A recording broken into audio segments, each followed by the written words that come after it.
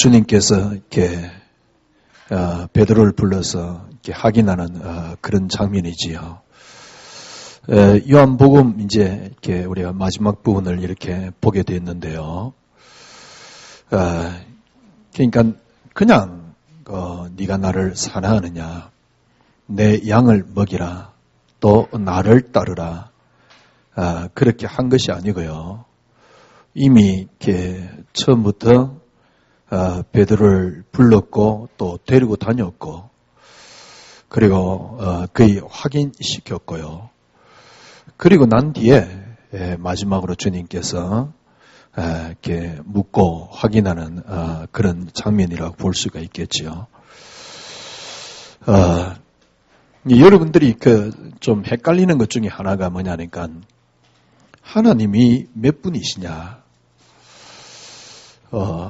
아마 이렇게 이제 여러분들은 뭐 메시지를 계속 들었으니까 그런 부분이 헷갈리지 않을 겁니다만은, 뭐 일반 교회 다니는 사람들이나 아니면은 좀 헷갈리는 사람들에게 주님이 만약에 주님이 아니고 만약에 이렇게 하나님 몇 분이냐라고 묻는다 그러면 뜬금없는 질문이기 때문에요.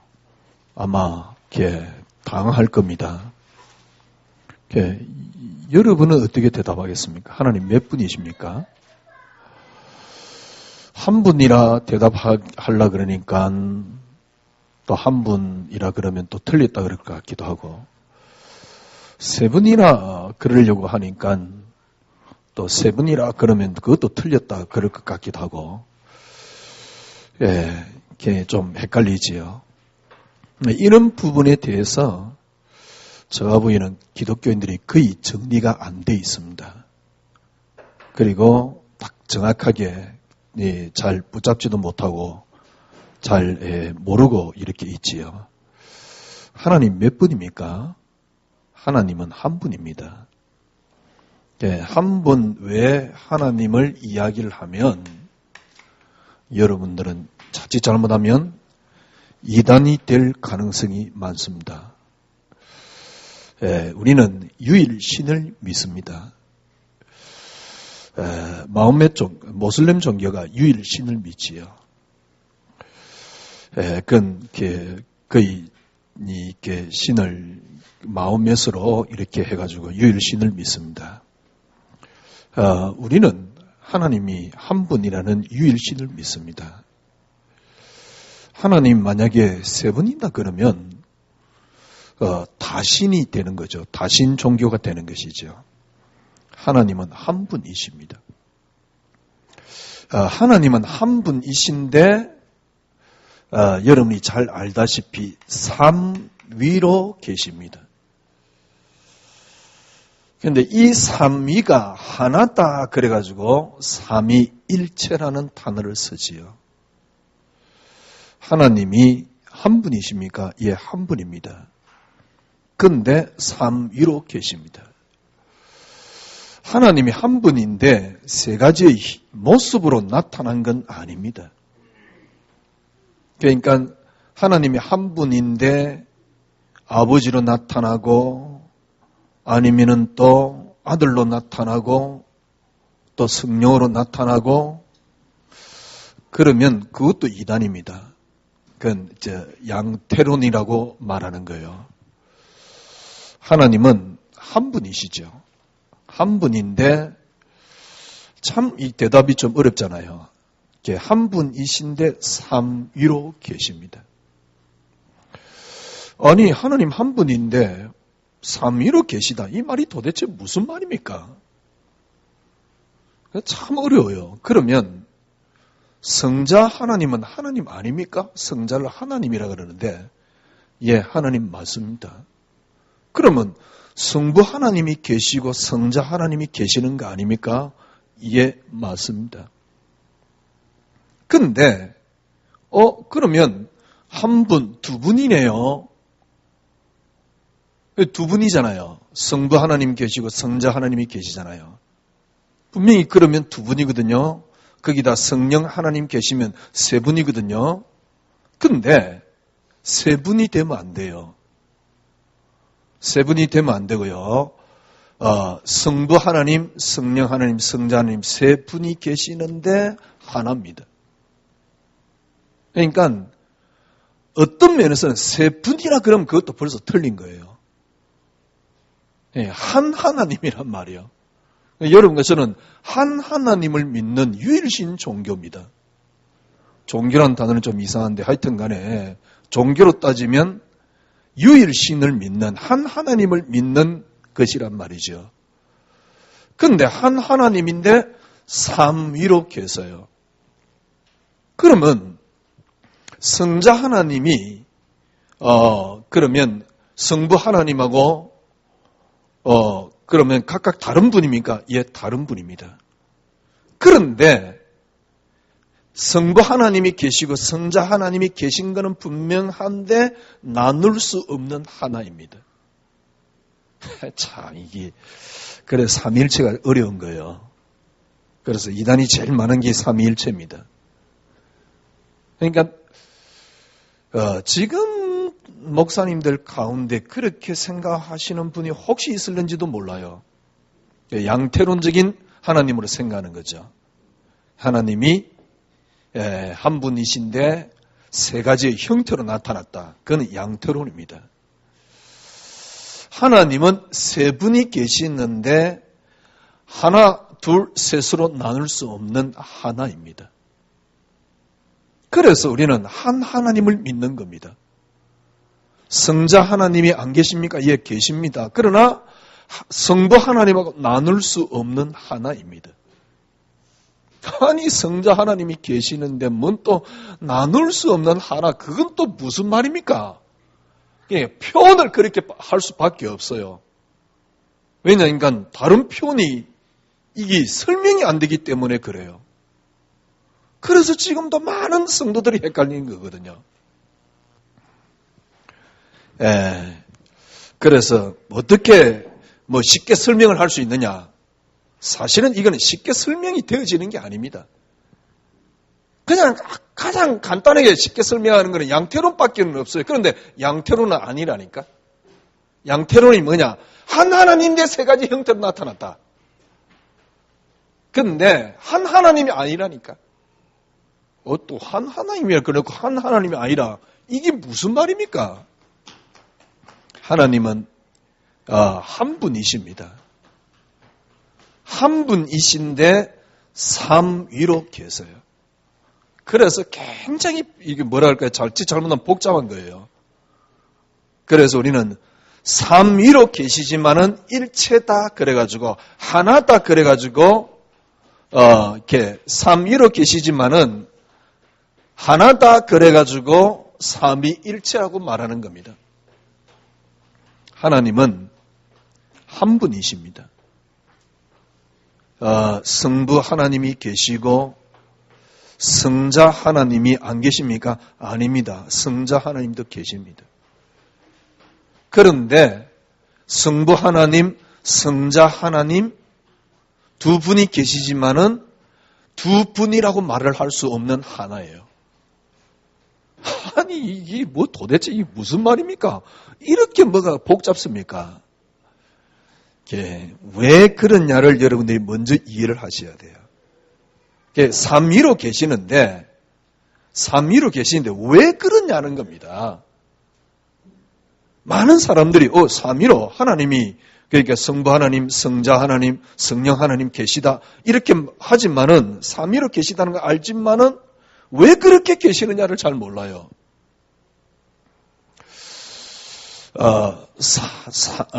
그러니까 하나님이 한 분이신데 삼위로 계시는 겁니다. 하나님이 한 분인데 그러면 위가 세 개단 말이거든요. 그러면 하나님인데 이 방울 달린 같이 위가 세 개단 말입니까? 이것도 틀린 단어예요. 그런데 어찌됐든 간에 왜 이렇게 복잡습니까? 여러분 생각해 보십시오. 그동안 우리가 이제 창세기 출애굽기를 통해서 여러분이 설명이 되었잖아요. 하나님이 어떤 분입니까? 여호와입니다. 유일하게 스스로 계시는 분입니다. 이분께서 이 땅을 어떻게 했습니까? 창조하셨습니다. 하나님이 이 땅을 창조하셨다니까? 이 창조, 하나님이 이 땅을 창조하셨는데, 그러면 삼위가 왜 계십니까? 이 땅의 창조와 관계되어 있습니다. 그러니까 그렇게 설명이 할 수밖에 없다라고 볼 수도 있고요. 이렇게 설명이 가능합니다. 그러니까 하나님이 한 분이신데 삼위로 계세요. 왜 그렇습니까? 하나님이 이 땅을 창조하셨습니다. 그러니까 키워드가 뭐냐? 그러니까 이 땅을 창조했다는 겁니다. 하나님이 이 땅을 창조했습니다. 그러니까 이걸 어떻게 설명이 가능하냐? 하나님이 스스로 계시는 유일한 분인데 하나님이 이 땅을 창조했다 이 말입니다. 그런데 창조하려고 그러면 하나님과 이 창조물하고는 이렇게 이해를 하면 되죠. 접근이 불가능해요. 그래서 하나님이 이 땅을 창조하기 위해서 이게 설명이 바른 건 아닌데 설명을 하자 보면 중보를 처음부터 세운 것이죠. 중보를 처음부터 세운 겁니다. 그 중보가 누굽니까? 여러분이 잘 알다시피 그리스도입니다. 하나님 이 땅을 창조하는데 그냥 창조하는 겁니다. 하나님의 영을 불어넣었습니다. 그 영이 누구냐 하니까 우리 인간을 창조하니까 생명이 된지라 그 영이 누구냐 하니까 여러분이 잘 알다시피 성령입니다. 하나님의 영이다 그 말입니다. 거룩한 영이다 그 말입니다. 하나님의 영이다 그 말입니다. 하나님은 한 분이십니다. 그런데 삼위로 계십니다. 왜 삼위로 계십니까? 이걸 이해하려고 그러면 이해하는 단어의 키워드가 뭐냐? 창조입니다. 제가 보긴 그래요. 그러면 이렇게 생각해 볼 수 있지요. 그래서 초대교회 이제 드디어 기독교가 이제 그 공인이 됐거든요. 공인이 되었을 때 이 기독교 이제 쉽게 말하면 지금 같으면 사제들이죠. 사제들, 목사님들끼리 싸움이 일어났어요. 어떤 싸움이냐니까 도대체 예수님이 어떤 분이냐는 겁니다. 예수님이 어떤 분이냐? 하나님은 이 땅을 창조하시는 분이 아니다. 그래서 하나님은 이 땅을 창조하기 위해서 예수님을 낳으셨다. 왜냐하면 하나님은 이 땅을 창조하시는 분이 아니다. 그래서 하나님이 예수님을 낳으셨다. 그러니까 결국 한 분인데 삼위로 계시는 이유가 뭐냐? 창조라니까요. 창조와 관계되어 있습니다. 하나님이 이 땅을 창조하시는데 초대교회 뭡니까? 아다나시우스나 아니면은 아리우스 이런 사람들이 하나님은 이 땅을 창조하시는 분이 아니다. 그래서 이 땅을 창조하실 수 있는 분을 하나님이 만드셨다. 어떤 면에서는요. 그렇게 이해를 했는데 그것도 틀린 겁니다. 하나님하고 이 땅의 창조하고는 별개입니다. 그래서 하나님께서 이 땅을 창조를 작정을 하시고 하나님이 중보를 세우셨다 그 말입니다. 그 중보가 누굽니까? 그리스도입니다. 하나님이 이 땅을 창조하시는데 그냥 창조하는 게 아닙니다. 하나님의 형상, 하나님의 모양대로 창조하십니다. 그럼 하나님의 모양이란 말은 영을 말하는 건데 그 영이 뭐냐니까 성령입니다. 그래서 삼위가 본래 계셨어요. 우리가 우리의 모양대로 사람을 만들고 처음부터 우리라는 단어가 계셨습니다. 그래서 창세주의라는 단어를 썼어요, 바울이. 사실은 창세주의라는 단어를 가장 강력하게 가장 많이 쓴 사람은 바울이지요. 그런데 창세전이라는 단어를 안 쓰는 게 이상한 거예요. 왜냐면 요한복음 1장 시작하면서 바로 그렇게 말씀을 했기 때문에요. 그래서 오늘 여러분들이 제가 서론에서 질문을 했잖아요. 하나님이 몇 분이지요? 한 분이라 그러려 그러니까 틀렸다 그럴 것 같기도 해서 얼른 대답을 못해요. 그럼 세 분이라 그러려면 또 그것도 틀렸다 그러니까 대답을 못해요. 정확하게 말하면 하나님은 한 분이십니다. 그런데 하나님이 삼위로 계십니다. 그래서 이 삼위는 하나입니다. 하나, 둘, 세 개로 나눌 수 없는 하나입니다. 그런데 이게 국어로, 이 땅의 언어로 좀 설명이 좀 어려워요. 삼위로 계시는데 하나님이 한 분이 삼위로 계십니다. 그러면 하나님이 한 분이 삼위로 계시는 키워드가 뭐냐? 이 키워드가 창조입니다. 그래서 삼위로 계시는 거예요. 저는 이전에요, 이 단어를 제대로 이해 못했을 때 구원이라는 단어와 뭡니까? 이렇게 연결했어요. 그러면 구원이라는 단어를 연결해버리면 창세 전에 계시면 안 돼요. 왜냐하면 인간 타락하기도 전에, 그건 타락할 걸 미리 알고 예수님이 계셨다 이런 식으로밖에 안 되거든요. 인간이 타락할 거니까 내가 언젠가는 구원해야 되니까 예수님이 미리 계셨다 이렇게 생각할 수 있는데 그것도 틀린 단어입니다. 그렇게 이해를 하시면 곤란해요. 성경 전체를 볼 때, 특별히 우리가 요한복음을 볼 때요, 하나님은 한 분이신데 삼위로 계십니다. 왜요? 창조와 관계되어 있습니다. 그러면 그걸 어떻게 이해를 하면 되느냐? 하나님하고 이 땅 창조하고는 어떻게 할까요? 뭔가 이게 접근 불가능하다 그럴까요? 참 이 설명이 어렵잖아요. 하여튼 하나님께서 이 땅 창조의 중보를 세우셨다니까. 그런데 그럼 이 중보는 누굽니까? 하나님이십니다. 이 중보는 누굽니까? 하나님과 동일하신 분인데 하나님의 한 위입니다. 하나님께서 이 땅을 창조하시는데 하나님이 창조하시는 분이 아니다. 그렇게 초대교회는 이해를 했어요, 목사님들은. 어찌됐든 간에 하나님이 한 분이신데 삼위로 계시는데 왜 그렇게 계십니까? 창조와 관계되어 있습니다. 그래서 하나님이 그냥 창조한 게 아니고 중보, 그리스도를 세우사. 하나님은 형상, 영으로 창조했는데 그 영이 성령입니다. 우리 속에 내주할 수 있는 영이란 말이죠. 무슨 말입니까? 그래서 결국 하나님이 이 땅에 창조의 중보로 그리스도를 세웠기 때문에, 그죠? 그래서 그리스도가 모든 단어의 키입니다. 하나님이 그리스도로 이 땅을 창조했다 생각하면 되죠. 간단하게 설명하면 하나님 당신께서 이 땅을 창조하시는데 당신도 창조하실 수 있지만 당신하고 창조하고는 관계가 접근이 불가능하지 않을까.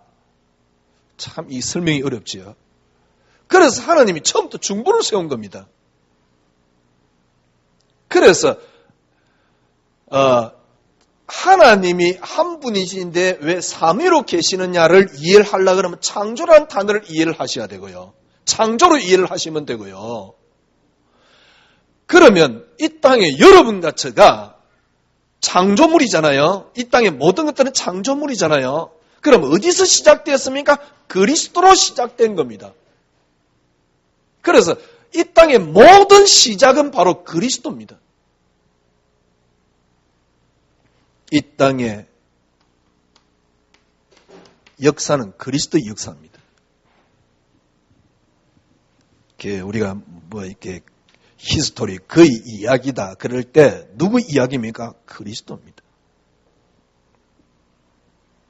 우리 집에 아놀드 토인비 이렇게 역사의 연구란 책이 쫙 있는데 10몇 권짜리가 있는데요. 저도 다 안 읽어봤어요. 그 사람이 한 말입니다. 그리스도를 이해하지 않고는 절대 역사를 이해할 수 없다.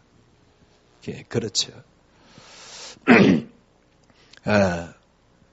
그게 하나의 종교 아닙니까? 아닙니다. 기독교는 하나의 종교 아닙니까? 이렇게 역사도 안 맞고, 연대도 안 맞고, 그렇지 않습니다. 그리스도를 알면 알수록, 정말 역사가 이해됩니다. 그리스도 알면 알수록 인간이 이해됩니다. 그리스도 알면 알수록 철학이 이해됩니다. 이때까지 종교적으로 따져도 그리스도라는 종교 이상 넘어선 종교는 없어요. 그러니까 그게 어떤 부흥이나 이런 거 말고요. 그 내용에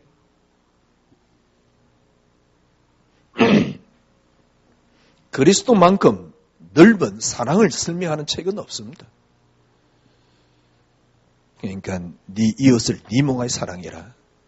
그게 많은 기독교인들에게 구호같이 들려졌을 뿐이지 사실 정말 그리스도 알면 그것보다 더 큰 사랑은 없어요. 그래서 주님이 직접 말씀했어요. 네 친구를 위하여 목숨을 버리는 것만큼 더 큰 사랑은 없다. 그게 가능한 게 유일하게 뭡니까? 기독교란 말이요. 단순한 기독교가 아니고 그리스도 속에서요. 그래서 인류의 사랑애를 이야기를 하는데 더 큰 사랑은 없습니다. 누가 그 사랑을 이야기를 하고 있습니까? 누가 인간으로 수용을 할 수 있고 그걸 넘어설 수 있는 종교가 있단 말입니까? 이 말은 무슨 말입니까? 그게 철학입니다.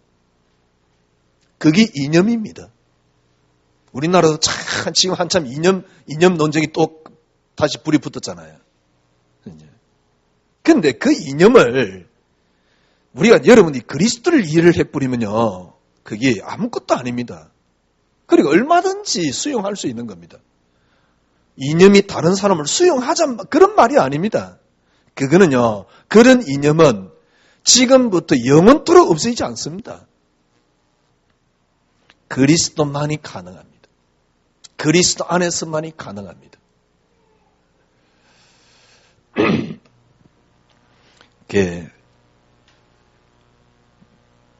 TVN인가 거기에 보면 오마이 갓이라는 프로가 있어요. 오마이 갓이라는 프로에 3명이 나옵니다. 신부, 그 다음에 스님, 목사. 이게 한 이틀 전인가 그 방송을 하는데요. 그냥 저는 종종 한 번씩 그 보지요. 3명이 나와서 이제 뭐 토론을 하는 거예요. 초등학교 아이가 편지를 썼어요. 거기에 이제 그 프로에.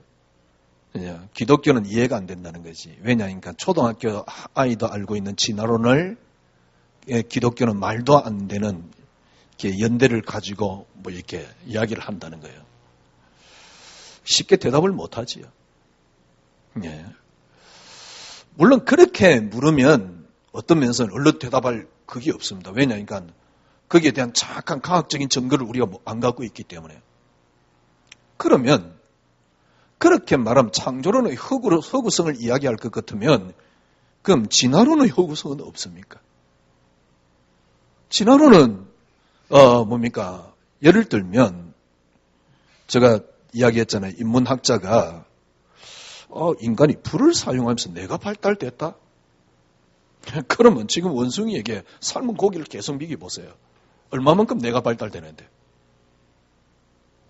원숭이 그러니까 뭐 계속 고기를 먹이는 거요, 삶은 거요.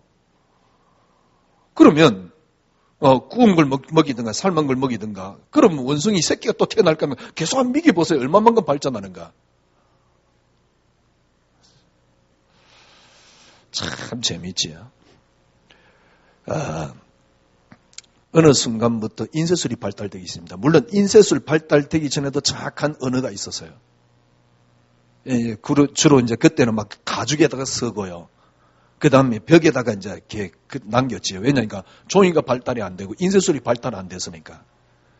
그래서 성경은 뭡니까 주로 이제 가죽에 쓴 그 파피루스들이 이렇게 원본도 없고 사본을 엮어서 다시 성경으로 만들어 놓은 거거든요. 고학적인 이제 증거를 찾아가지고. 근데, 실제적으로 이제 종이가 발달되면서 인쇄술이 발달된 게 13세기 후반에 문해 부흥이 일어나면서요. 그러면서 종교개혁도 같이 일어나고, 전 세계 이제 문화가 확 발달되기 시작했고, 그 다음에 책이 이제 그때부터 이렇게. 그러면 13세기 같으면 지금 21세기입니다. 한 7세기, 6세기, 7세기가 지났어요. 제가 보기엔요, 6세기, 7세기 지나면 그 정도 인쇄술이 발달하고 정신력이 발달하면 사람들이 고민이 없어져야 되잖아요. 제가 보기엔요, 1000년, 2000년 전에 고민을 똑같이 인간들은 하고 있습니다. 싸움은 똑같습니다. 인간이 진화되었으면, 한 500년 진화되었으면 그 정도 고민은 없어져야 되는 거 아닙니까? 한 800년, 인간이 700년, 800년 전에 하던 고민은 그 정도 이제 한 700년, 800년 지나서 진화가 되었으면 그 뛰어넘어야 되는 거 아닌가요? 그러면 또 진화론이 우주를 어떻게 설명할 건데요? 제가 이 말은 왜 하느냐니까, 그렇게 진화론을 주장하는, 아니면은 이런 사람 주장하는 2000년 전에 3000년 전에 고민하고 지금 인간들이 고민하고 뭐 다릅니까? 똑같습니다. 물론 지금은 스마트폰을 쓰고 있습니다. 그런데 인간이 겪는 고뇌는 똑같습니다. 진화가 맞다 그러면 인간은 내가 발달이 돼가지고 그 정도 고민은 없어져야 되는 거 아닙니까? 창세기 3장 이후로 인간은 다 똑같아요. 그걸 유일하게 말을 해줄 수 있는 게 성경이란 말이에요.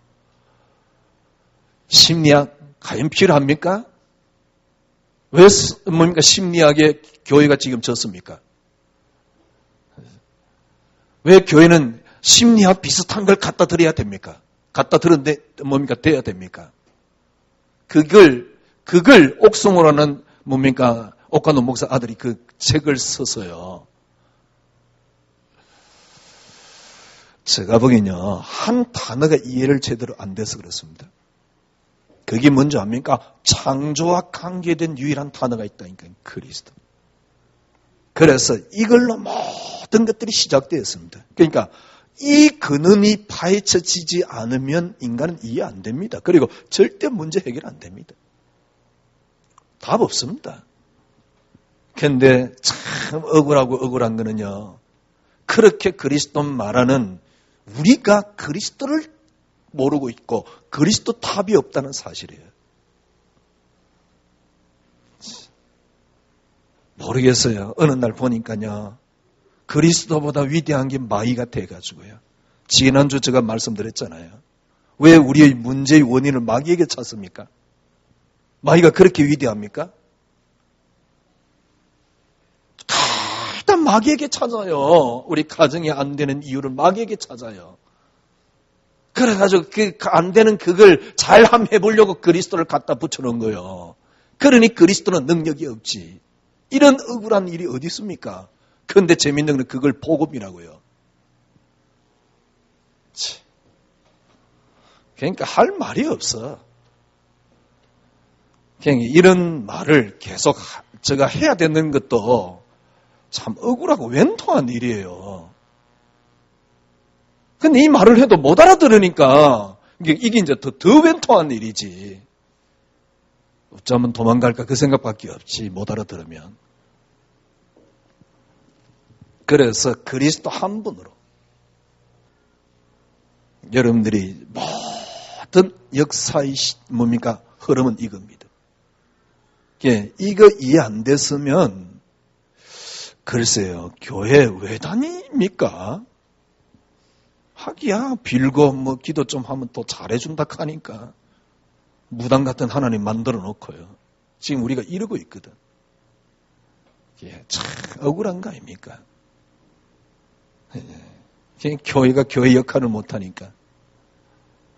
그래 놓고 우리가 무슨 언약의 바톤 부서지는 소리 하고 있네. 보세요. 그러니까 여러분이라도 이해를 하십시오. 뭐 어디 가서 이런 이야기를 할 수 있겠어요. 하나님은 한 분이 계시는데 삼위로 계십니다. 그걸 이해하는 키워드는 제가 보기에는 창조입니다. 하나님께서 한 분이 뭡니까? 한 분이 계신데 삼위로 계신 이유가 뭡니까? 이 땅을 창조한단 말이죠. 그러면 그 창조의 키가 뭡니까? 그리스도입니다. 모든 것들은 그래서 역사는 뭡니까? 이겁니다. 그리스도입니다. 성경의 시작은 그리스도입니다. 그래서 성경은 다른 걸 보거나 성경을 재밌게 이해를 하거나 엮거나 그러면 큰일 나요.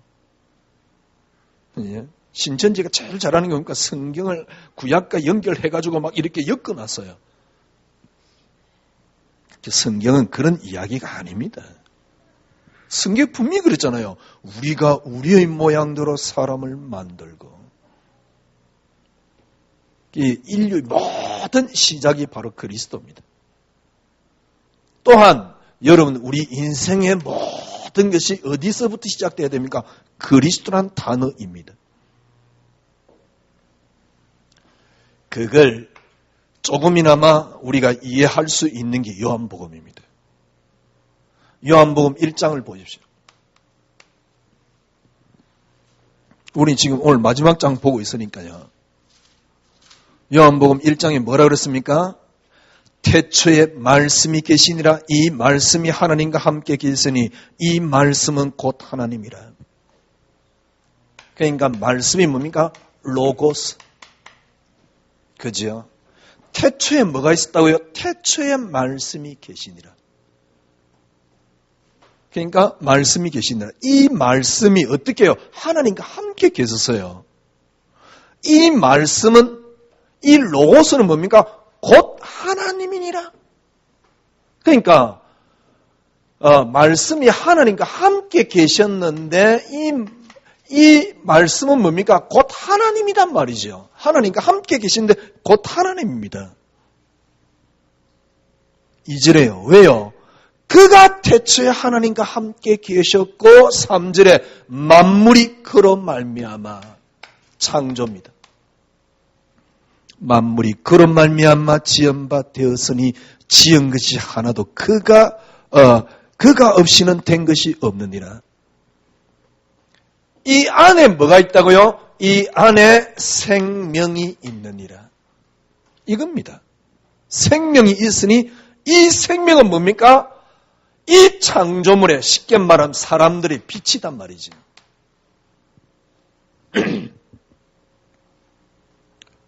그러면 이 말씀이 누굽니까? 거기 12절 보세요. 11절에 보니까 자기 땅에 오매 자기 백성이 영접하지 아니했으나 영접하는 자 곧 그 이름을 믿는 자들에겐 하나님의 자녀가 되는 권세를 줬으니. 그러니까 이 말씀이 14절에 보면 육신이 되었습니다.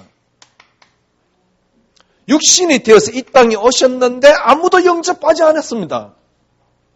영접하는 자 곧 그 이름을 믿는 자들의 하나님의 자녀가 되는 권세를 주셨으니 이는 혈통으로 육정으로 사람의 뜻으로 나지 않고 오직 하나님의 뜻으로 난 자들이나 말씀이 육신이 되어 우리 가운데 거하심에 우리가 그 영광을 보니 아버지 독생자의 영광이요. 이걸 말씀으로 육신을 입고 오신 이걸 보고 뭐랍니까? 독생자란 말이죠. 하나님이 뭡니까? 하나님 안에 있는 유일한 자녀라 그 말입니다.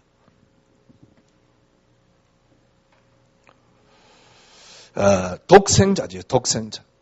말씀이 육신이 되어 우리 가운데 거하시며. 그런데 우리가 그를 보니 우리가 그 영광을 보니 아버지의 독생자의 영광이요. 이 안에 은혜와 진리가 충만하더라. 그래서 그리스도라는 한 단어로 모든 것이 처음부터 시작되고 이해되지 않으면 성경은 전부 다 엉터리로 보는 겁니다. 참, 얼마나 위대한지, 얼마나 대단한지. 그죠? 어쩌다가 모든 것을 마귀로 보게 되었습니까? 우리가 뭐 이 문제 있으면 전부 다 마귀야. 그 마귀를 꺾는 게 그리스도야. 그래서 어디서 시작하는가 전부 다 마귀로 시작해. 참 맞는 말인데 어떤 면에서 마귀가 없었다 이런 말은 아니잖아요. 그러니까 어디서 시작하느냐 하니까 전부 다 그리스도로 시작을 안 하는 거예요. 근원이 어디 있습니까? 그리스도입니다. 왜 내 문제가 마귀입니까? 그리스도지. 그러니까 신앙생활도 안 되고 성경도 안 보이고 아무것도 안 된단 말이죠. 이래 생각하면 됩니다. 하나님이 이 땅을 창조하시는데 하나님께서 그리스도로 창조하셨다. 성경에 그렇게 있잖아요. 그분은 본래 말씀이란 말이죠. 하나님이 이 땅을 어떻게 창조했습니까? 말씀으로 창조했는데 그 말씀이 누굽니까? 그리스도란 말이죠. 로고스란 말이죠. 로고스란 말은 무슨 말입니까? 그리스도란 말입니다. 말씀이다 그 말입니다. 물론 세마도 있습니다만은 말씀 붙잡아라 그러면 안 돼요. 그리스도 붙잡아라 그래야지.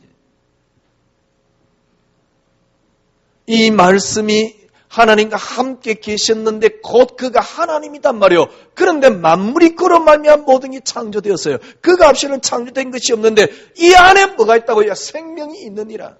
이 생명이 사람들에게 비치는 빛이다 그 말입니다.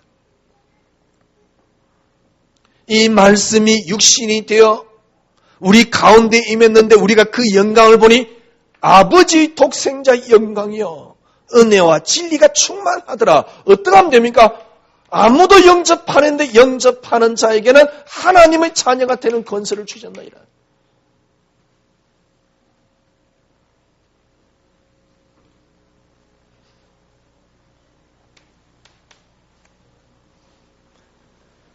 (16절입니다) 우리가 다 그의 충만한 데서 받으니 은혜 위에 은혜로다.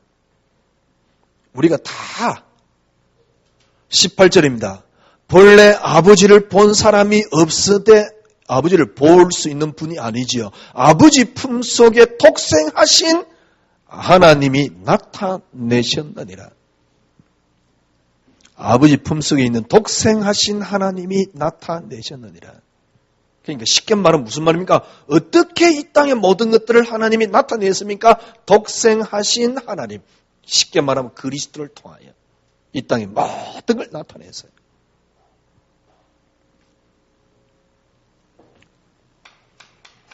그래서 우리가 지난 시간에 본 거잖아요. 요한복음 19장이 아니고 20장 30절 31절. 이것을 기록한 이유를 설명해 놨어요.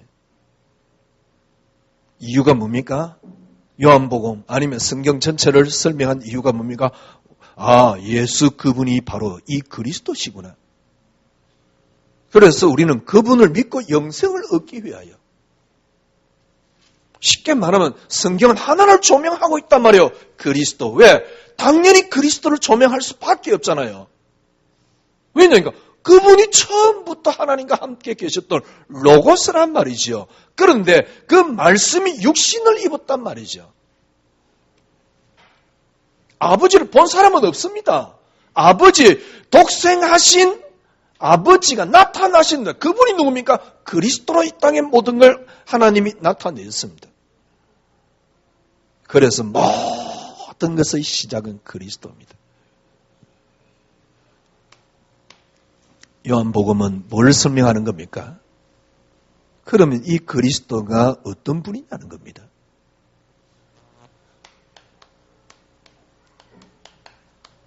쉽게 말하면 그리스도가 어떤 분입니까? 1장에서는 이미 그리스도 그분은 하나님 당신이심을 설명을 하고 있습니다. 성경 전체를 통해서 이제 이걸 특별히 이제 요한복음을 통해요. 그래서 사건 중심으로 제가 보기에는요, 진짜 이게 제자 요한이 사도 요한이 너무너무 성경을 잘 썼지. 사건 중심으로 쫙 이렇게 이제 그리스도를 설명을 하고 있는 겁니다. 본래 그리스도는 이분인데 이분이 우리에게 어떻게 나타났습니까? 예를 들면 요한복음 6장에 오병이의 기적을 일으켰어요. 그 오병이의 기적을 왜 일으켰습니까? 그분이 생명의 떡이단 말이에요.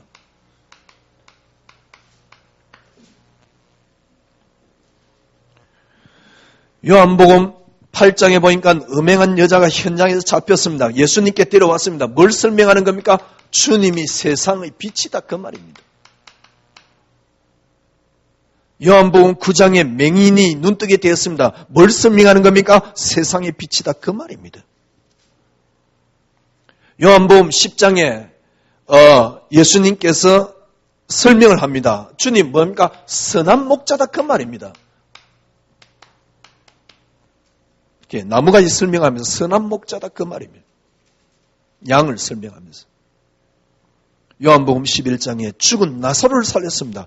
그때 주님 뭘 설명합니까? 나는 생명이요 부활이니. 나는 부활이요 생명이니. 생명이요 부활. 부활이요 생명이니. 이걸 설명하는 것이지.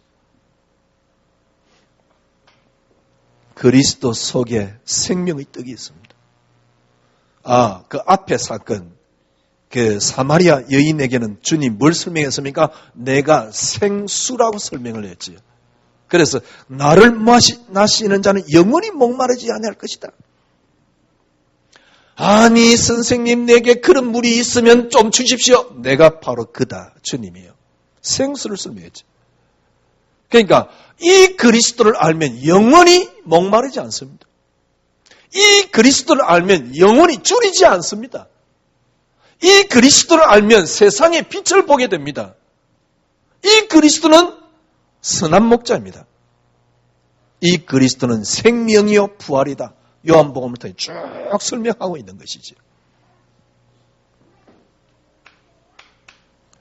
이 그리스도께서 이젠 죽으시고 부활할 것이다. 그렇죠? 요한복음 그리스도의 죽음을 설명하고 있습니다. 특별히 요한복음 19장 30절. 마지막 메시지 뭡니까? 다 이루었다. 주님께서 부활하셨습니다.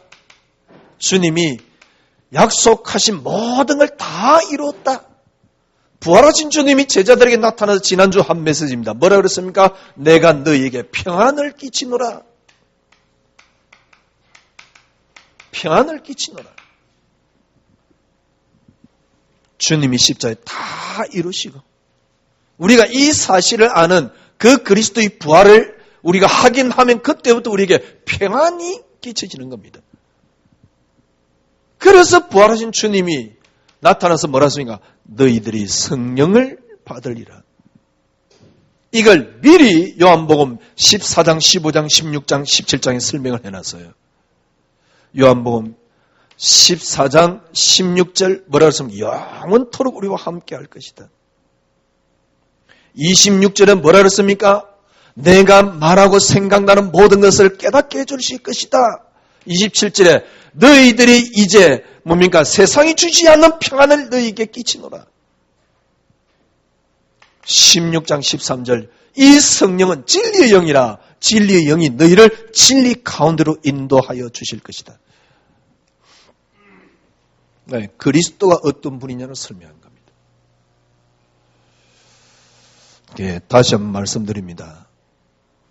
하나님은 세 분 아닙니다. 한 분입니다. 우리가 설명상 세 분으로 할 수 있습니다. 그런데 여러분이 인지를 세 분으로 하면 안 됩니다. 한 분입니다. 하나님은 한 분인데 삼위로 계십니다. 그런데 그 삼위는 하나, 둘, 셋으로 나눌 수 없는 하나입니다. 그래서 삼위일체입니다. 아니, 기독교, 이게 무슨, 이렇게 복잡하게 헷갈리느냐. 하나님이 이 땅을 창조하셨습니다. 그래서 그렇습니다. 그래서 하나님입니다. 하나님이 이 땅을 창조하셨다니까요. 그래서 하나님입니다. 진화론 말도 안 되는 이야기 그만하세요. 제가 그랬잖아요. 그렇죠? 그 문예부흥이 일어나가요. 과학이 발달되고 언어가 발달되고 문자가 그 다음에 책으로 찍히고요. 그 영향에 의해서 사람들이 생각이 깨어지고 그 다음에 그를 대자보에 설 수 있을 만큼 이제 그게 됐단 말이죠. 거기 루터가 쓴 이 글이 순식간에 유럽 전역에 다 팔려나가 버렸어요. 퍼져버렸어요. 왜 그게 가능했습니까? 인쇄술이 발달되면서. 그래서 사람들이 생각이 완전히, 쉽게 말하면 르네상스란 말은 무슨 말입니까? 휴머니즘입니다. 인간이 신적인 사고를 중심으로 하다 인간 중심의 사고로 바뀐 겁니다. 그게 르네상스입니다. 쉽게 말하면 뭡니까? 그때부터 이제 그런 문학들이 쫙 쏟아져 나온 겁니다. 데카르트라든가 그런 문학들이 쫙 쏟아져 나온 겁니다. 그게 문예부흥입니다. 그러면 그때가 몇 세기입니까? 문예부흥이 일어났을 때가 1400년도예요. 그럼 15세기란 말이죠. 지금 21세기입니다. 600년이 지났습니다. 인간이 겪는 문제는 그때나 지금이나 똑같아요. 아니, 인간은 점점 더 진화돼야지 그러면. 물론 문화는 진화되었습니다. 물질은 진화되었습니다. 그런데 인간의 정신은 이전과 똑같아요. 오히려 이전보다 못해요. 그게 진화론이 맞습니까? 그게 진화론이 안 맞다. 그렇게 말을 할 수는 없지만은, 그죠? 무슨 말입니까? 인간 문제 해결 안 됩니다. 하나님이 창조의 중보자 유일한 분을 세웠어요. 그리스도. 그리스도 알 때 모든 게 이해됩니다. 그런데 진짜 문제는 뭐냐? 기독교인이 이 답을 못 얻고 있다는 사실. 지금 기독교인들요, 우리가 복음이 있다 그래서 하면서 지금 한번 만나서 대화해 보십시오. 딱 불교인 수준보다 못해요. 딱 겪는 고민, 갈등 전부 다 똑같습니다. 남편이 어떻고, 아내가 어떻고, 자녀가 어떻고, 그래서 내가 기도 안 해서 안 되는데, 아이고, 진짜 수준 낮아요. 차라리 불교는 버리라, 그래서 하지. 그럼 마음이라도 편하지. 진짜 교회 다니면서요, 제가 보기에는요, 정신병원에 입원해야 될 사람은 수두룩합니다. 왜냐하면 너무 스트레스 많이 받아가지고. 왜 그런지 압니까? 이 한 단어, 그리스도. 하나님이 이 땅 창조의 유일한 충복을 그리스도로 세웠다니까요. 그래서 요한복음 뭘 설명하고 있습니까? 말씀이 하나님과 태초에, 그러니까 여기에 보니까 태초라는 단어를 썼어요. 이건 창조 이전입니다. 창세란 단어보다 더 깊은 단어입니다. 태초. 어디 가면 이제 뭡니까? 자기네들끼리 원조 그러다가 이게 말빨이 안 먹히면 태조 그러놨더만요. 그죠? 성경에 보니까요. 요한복음 1장에 태초에 말씀이 계시니라. 태초. 그러니까 제가 보기에는요. 요한이 너무너무 표현 잘 해놨어요. 태초에 말씀이 계시니라. 태초란 말은 시작의 근원 중의 근원입니다. 태초에 말씀이 계시니라. 말씀이 하나님과 함께 계시니 언제요? 태초부터. 우리가 이해할 수 있는 건 뭡니까? 창조라는 단어죠. 이 말은 무슨 말입니까? 모든 것들이 그리스도란 단어입니다. 이걸 요한은 어떻게 이해를 했습니까? 이 태초의 말씀으로 계셨던 그분이 인간은 하나님을 알 수 없기 때문에 하나님 속에 있는 독생자를 우리에게 나타냈다. 보니까요. 아버지의 독생자의 영광이요. 은혜와 진리가 충만하더라. 그렇게 표현을 하고 있어요.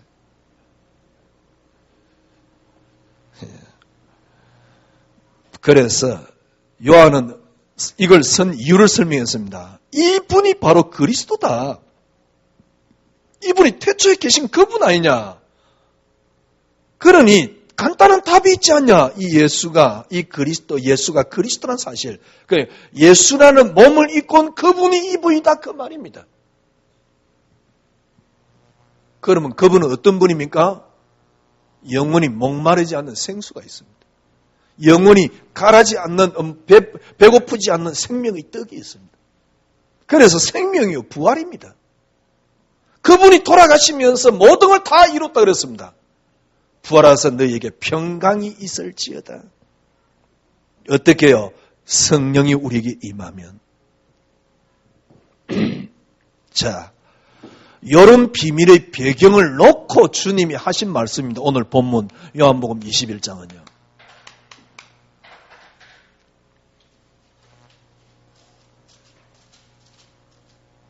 요한복음 21장 1절에서 먼저 14절에 일단 베드로가 고기를 잡고 있는 겁니다. 그런데 밤새도록 고기를 잡았는데 한 마리도 못 잡았어요. 바닷가에 예수님이 섰는데 예수인지를 처음에는 몰랐어요. 그런데 뭐라 그러냐니까 예수님께서 고기가 있느냐 그랬어요. 그러니까 대답을 해요. 배에서. 없습니다. 그러면 야 오른편에 던져봐라. 그러니까 오른편에 던졌는데 그물을 들 수 없을 정도로 많이 잡혀버렸어요. 근데 더 재밌는 건요. 많이 잡혔는데 그게 몇 마리냐니까 뭐 153마리인가 뭐 하여튼 그래요. 아마 고기가 컸는지 그물이 적었는지 배가 적었는지 하여튼 잘 모르겠는데 그러니까 그때사 제자가 베드로 보고 뭐라냐니까 주님이시다 그러는 거예요. 그러니까 베드로가 바로 바다로 뛰어들어서 예수님께 오잖아요. 물론 가까이 있을 때 50칸쯤밖에 안 됐다 그랬으니까. 그래서 예수님께서 뭐라 그럽니까? 잡아온 고기 백신 3마리라고 되어 있네요. 잡아온 고기를 가지고요 구우라 그러잖아요. 그래서 같이 조반을 먹습니다. 조반을 같이 먹는데 전부 다 예수님인 줄 알았어요. 그리스도인 줄 알았어요. 예수님이 누굽니까? 아무도 묻는 사람 없습니다. 여기서도 또 예수님임을 확인했습니다. 예수님이 예수님임을 마지막 부활하신 사건 속에서도 또 증거를 하고 계세요. 그러니까 이 지금 베드로가 그 이전에 있었던 사건도 있잖아요. 주님 3번이나 부인했거든요. 그러니까 감히 말을 못하는 겁니다. 이런 배경을 놓고 주님 묻습니다. 네가 나를 사랑하느냐? 이런 배경을 놓고 주님 묻는 거죠. 네가 나를 사랑하느냐? 첫 번째요. 주님 아시지 않습니까? 내가 주님을 사랑한 줄 주님이 아시지 않습니까? 그러니까 뭐랍니까? 내 어린 양을 먹여라.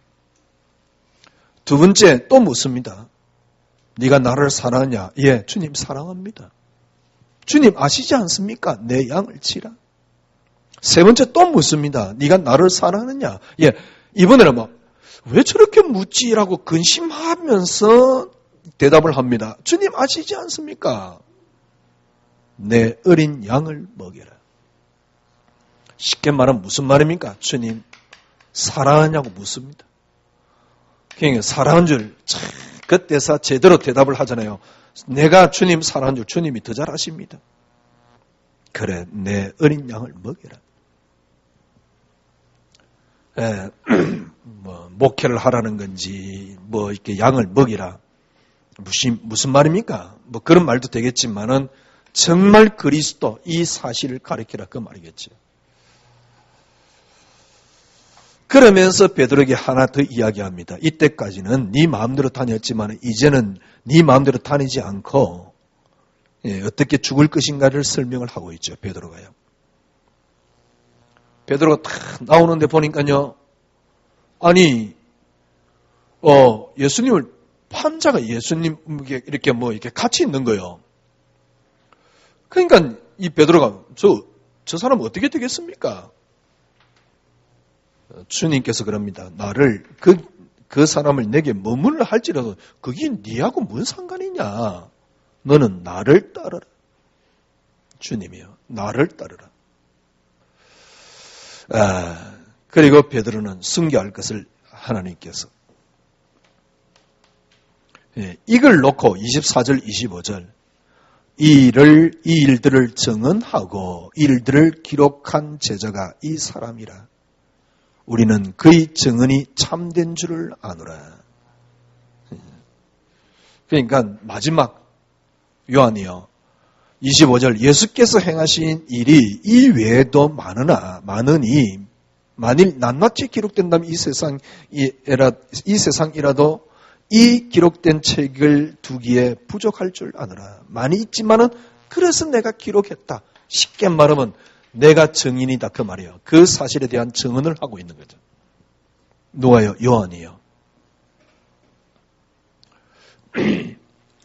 오늘 우리는 다시 한번 확인을 했습니다. 뭘 확인했습니까? 요한복음을 통해서 지금 요한이 우리에게 말하고 있는 게 하나 있습니다. 뭘 말하고 있습니까?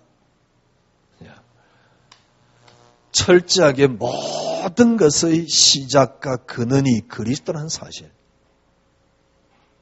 그래서 모든 단어가 이 속에서 나와져야 됩니다. 그리스도.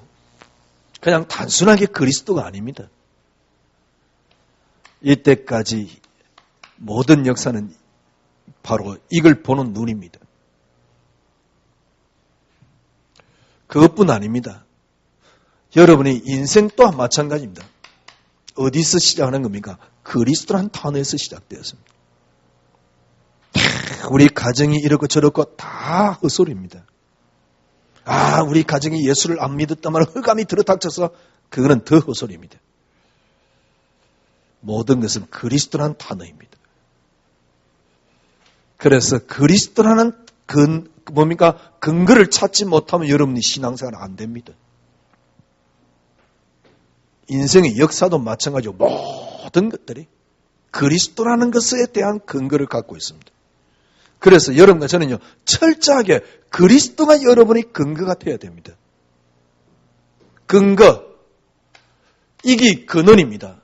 그리스도가 여러분의 근거가 되어야 됩니다. 그리스도가 여러분의 시작입니다. 그래서 가장 중요한 건 지금 내 앞에 있는 게 뭐냐는 거죠. 그게 뭡니까? 그리스도만이 응답입니다. 현실 속에 내가 부딪히고 있는 게 뭡니까? 그리스도만이 응답입니다. 여기서부터 시작하시면 됩니다. 요한복음을 통해서 우리는 다시 한번 처음의 근원을 다시 한번 우리는 확인해 봤습니다. 그 주님이 다 확인시키고 난 뒤에 다 이해됐을 때 주님이 베드로에게 묻습니다. 네가 나를 사랑하느냐? 그겁니다. 그때 주님이 내 양을 먹이라. 여러분에게 이 은혜가 넘치기를 주님의 이름으로 축원합니다. 기도하겠습니다. 하나님 감사합니다. 우리의 근원은 바로 그리스도입니다.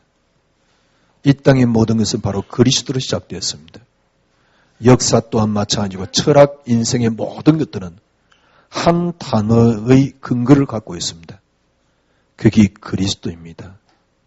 주님, 많은 사람들이 교회를 다니고 그리스도 이름 부르지만은 근거를 회복하지 못하니까, 근원을 회복하지 못하니까 교회가 지금 위기에 빠졌습니다. 교회가 위기에 빠지는 것 하나님 뜻입니다. 주님, 우리 개인이 먼저 그리스도라는 근거를 회복할 수 있도록 주님이 인도하여 주시옵소서. 예수 그리스도 이름으로 기도드려옵나이다. 아멘.